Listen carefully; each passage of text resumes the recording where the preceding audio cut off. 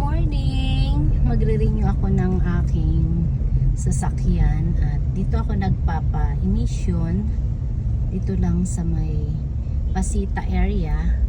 Kaya guys, kung kayo ay magre-renew ay i-recommend ako to sa inyo. Hindi ganun kahaba yung pila at saka napakaganda ng kanilang facilities. Ayan. Dito yan sa may halos tapat lang ng Mercury Drug. Ayan. Itong Senay. No. Nagbabaking hindi man lang nag-signal light at hindi muna tumingin sa likod. Yan. Pakaliwa tayo. Ayan kung makikita nyo yung Senay. Ayan.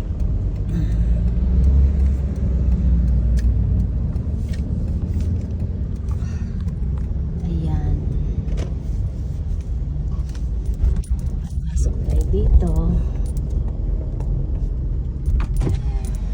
may number, sir. Morning, ma'am. Morning. Ma'am, dito makaliwa po kayo. Okay, thank you. So, ito, may number. At saka tingnan nyo, wala pang sasakyan. Kaya alam ko mabilis akong makakaringan dito. Ito yung kanilang facilities, napakalinis. Isa pa lang yung sasakyan na nakapila.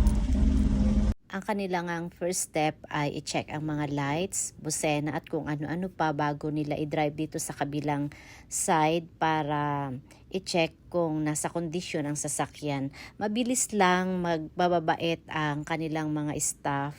Highly recommended, meron silang magandang facilities, may provided na CR para sa kanilang mga clients. At dito na rin pala ako guys kumuha ng insurance. Pagkatapos nun ay dumiretso na rin ako dito sa LTO Muntinlupa para makapag-renew ng registration.